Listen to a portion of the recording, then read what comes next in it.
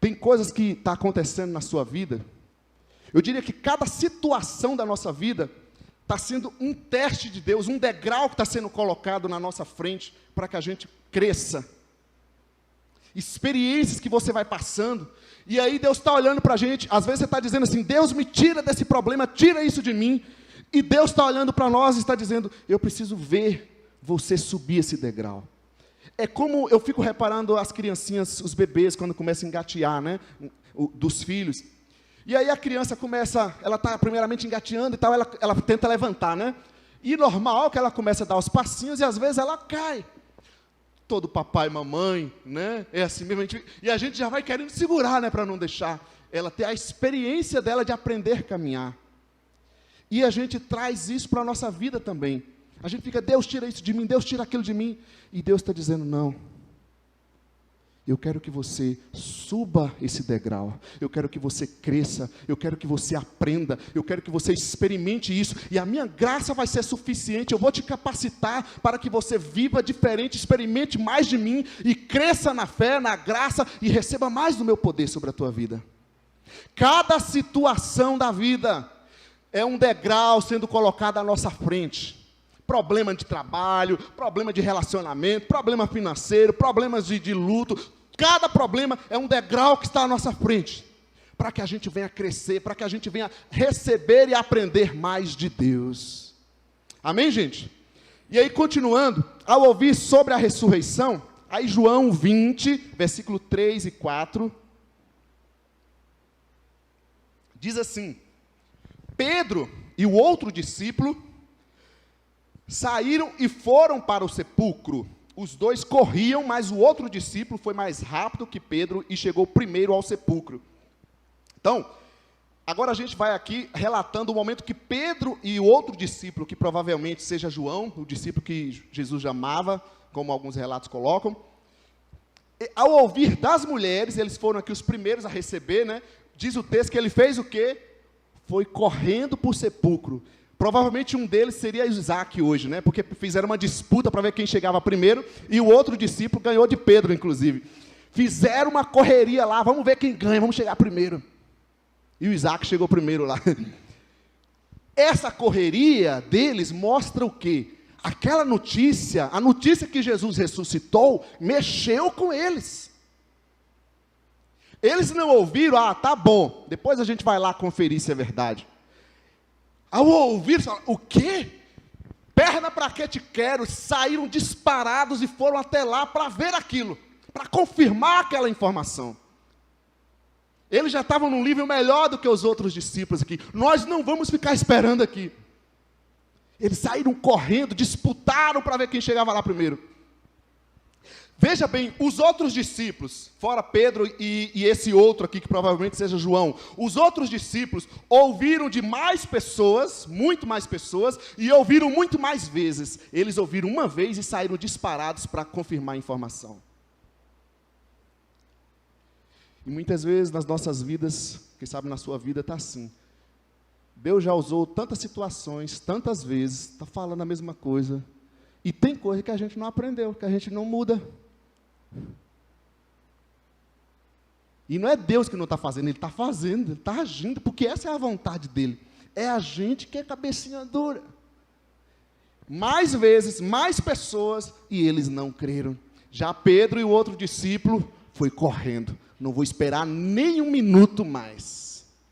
Aí o texto paralelo de Lucas 24:12, relatando esse mesmo momento, diz o texto lá que Pedro, todavia, levantou-se e correu ao sepulcro, abaixando-se, viu as faixas de linho e mais nada, afastou-se e voltou admirado com o que acontecera.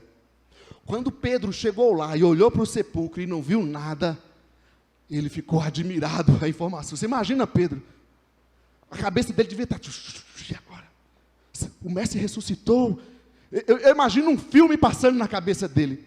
O mestre tinha falado que ele ia morrer, e eu lembro que eu falei que ele não ia morrer, ele até me repreendeu. Eu imagino um filme passando na cabeça de Pedro, que agora ele admirado com toda aquela situação.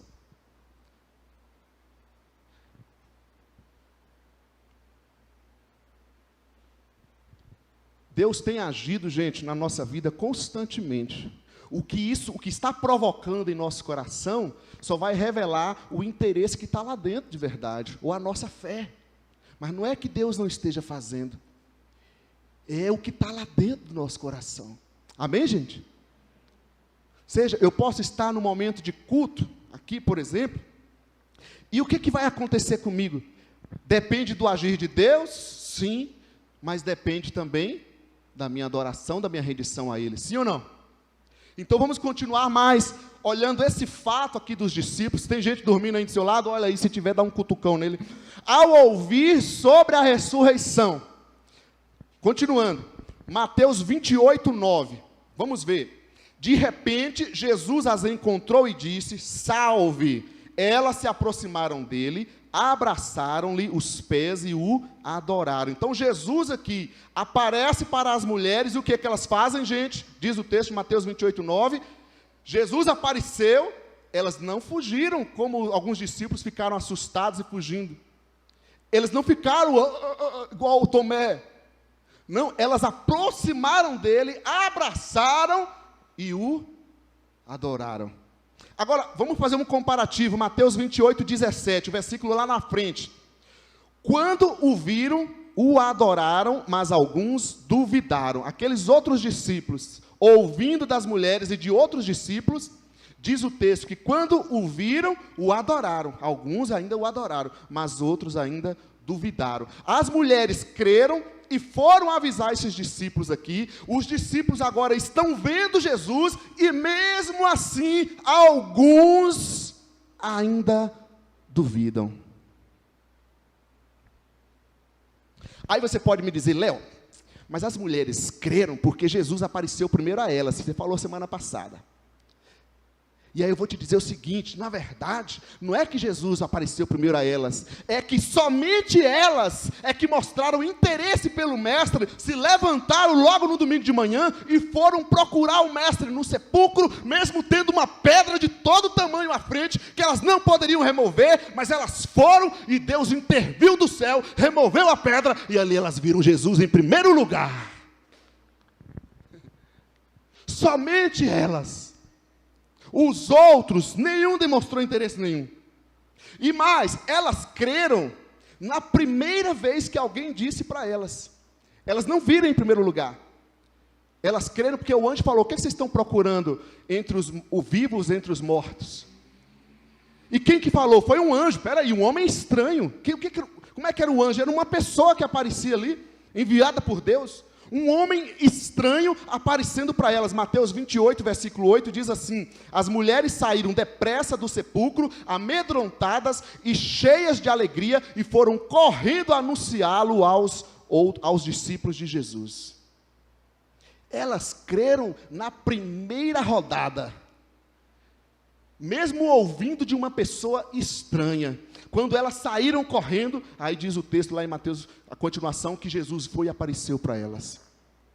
Ei, Jesus quer que você creia logo. Jesus quer que a gente seja mais amolecido nesse coração. Você está esperando o quê? Para crer.